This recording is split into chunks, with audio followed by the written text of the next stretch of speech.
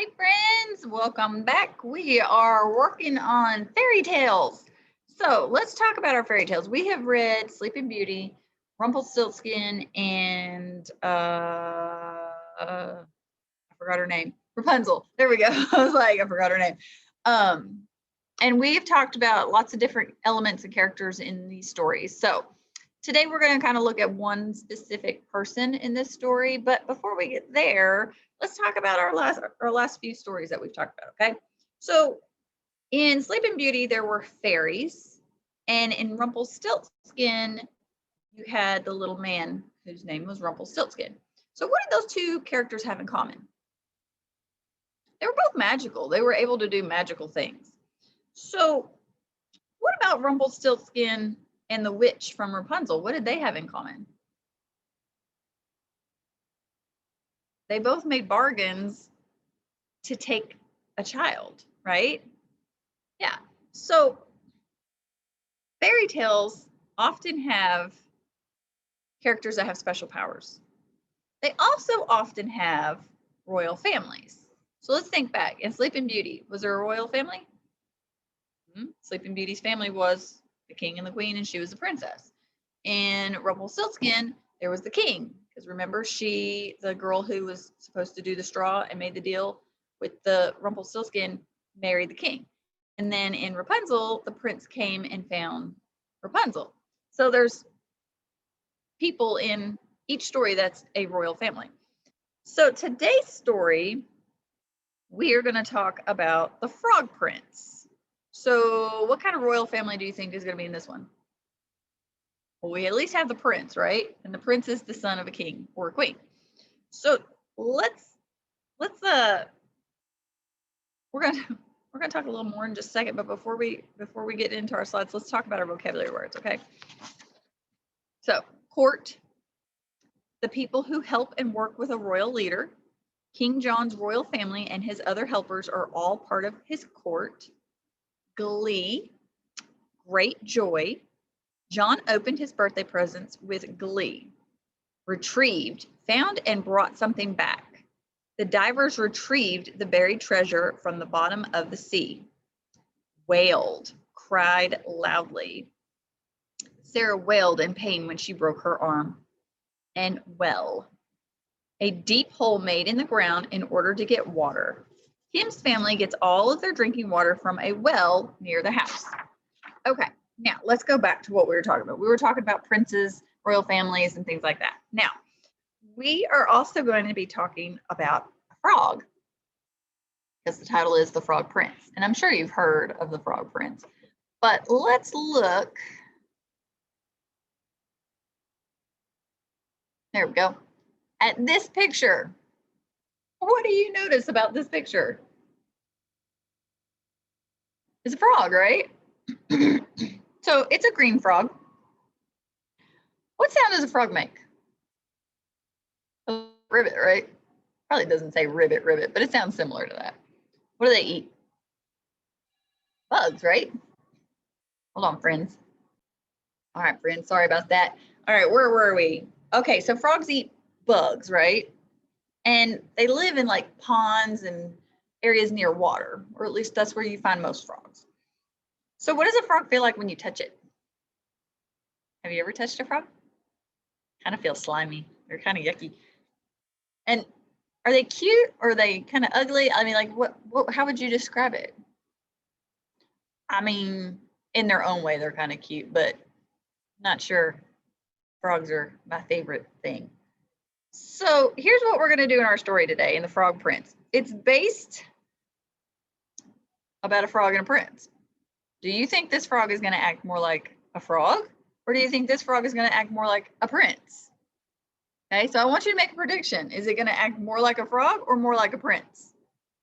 Then I want you to listen to see if your predictions are correct. Okay, so listen carefully to our story today. All right. Okay, friends, let's get started. Once upon a time, a mighty king lived in a palace in the shadow of a dark, mysterious forest.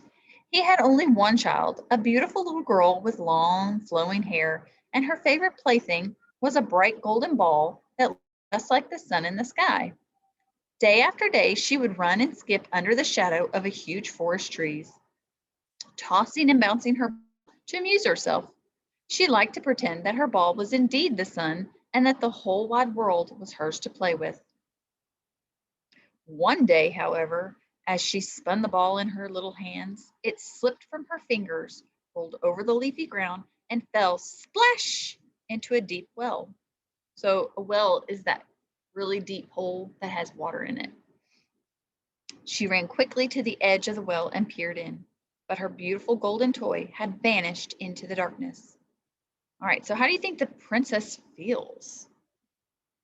She might be upset. She's lost her toy. Have you ever lost a favorite toy? Were you upset about it? Yeah, she's probably upset too.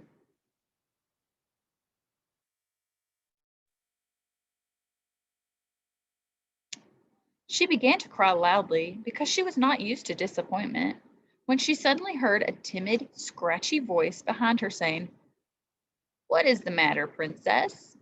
Spinning around, she realized that the speaker was the ickiest frog she had ever seen. "I have dropped my ball into the well, and it is lost forever," she wailed. So she was crying about it. The frog looked at her and blinked. "I could get it for you if—" "Oh, Froggy, I'd give you anything you want if you get my lovely ball back. You could have my crown." "I do not want a crown," the frog said. "Or all my jewels," she offered. What would a frog do with jewels? He wondered. "I do not care," the princess snapped. "Just get my ball." "Well," the frog said, "I do not want jewels, but I do want a friend. It is a lonely life being an icky frog. If I fetch your ball from the dark, chilly well for you, will you agree to be my friend forever afterwards and love me and share everything that you have with me?" Think she's going to agree? Let's keep reading and find out. "Of course," the princess promised, but in her heart she thought, "Who cares what that old frog wants? He'll never leave this well anyway." Oh, so she agreed to do something, but now she's thinking in her mind, I'm not really going to do that. You think that's going to be a good thing or a bad thing for her? The frog did not know her thoughts, however, and he dived eagerly into the well. A few seconds later, he emerged from the water holding the precious golden ball between two slimy webbed hands. "It was very cold down there," the frog remarked, but the princess was not listening. Why don't you think the princess was listening anymore? She got what she wanted, didn't she? Now she doesn't care about the frog anymore. "Hooray!" she cried and seized the ball. She immediately ran back to the palace. The frog croaked after her, "Wait, I cannot run as fast as you." She ignored him, however, and considered the matter settled. So, think this matter is settled? She got her ball back. Is it done deal? No, because she made a promise, didn't she?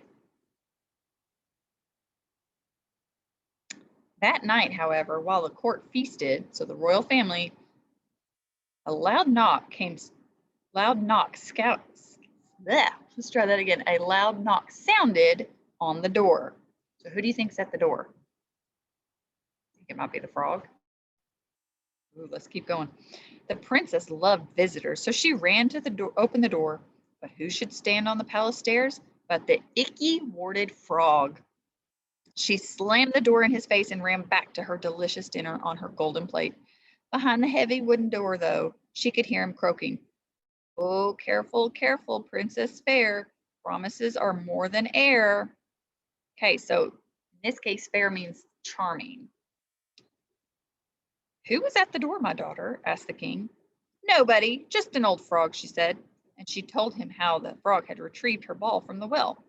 So how did the frog get the ball out of the well? He dove down the bottom and he brought it up, didn't he?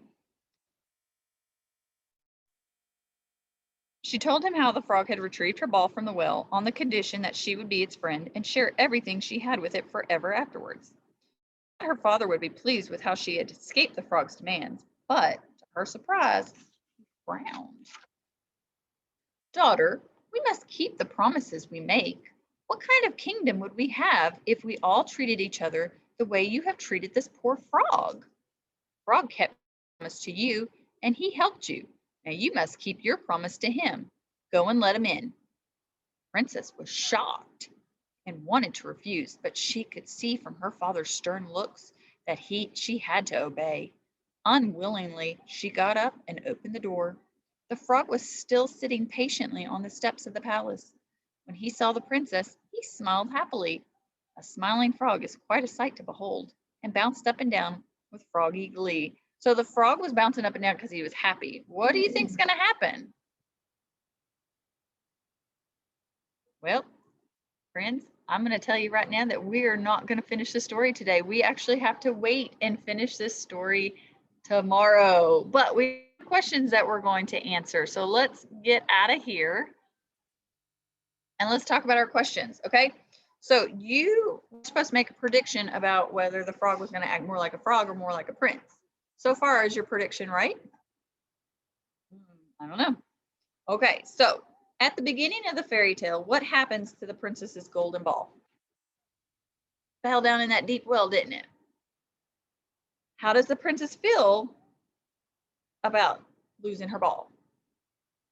She's sad, she wails, she cries. And why did she cry and wail?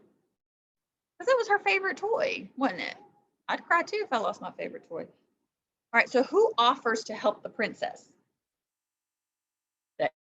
Yeah, the frog. How do you think the princess feels when she turns around and sees the frog? She was kind of surprised and shocked.